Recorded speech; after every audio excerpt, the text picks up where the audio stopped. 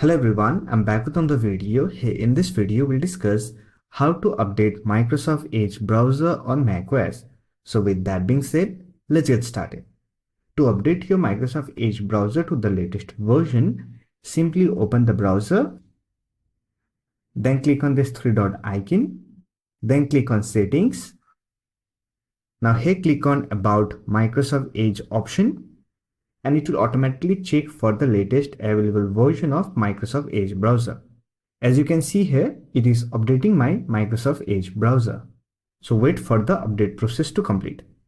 Once the update process has been completed, simply click on Restart button to complete the update process. And here you can see Microsoft Edge is up to date.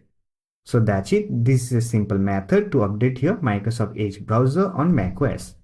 I hope this video was helpful to you. If you found this video helpful, don't forget to hit that like button and subscribe to the channel for more videos like this. Bye for now. See you next video.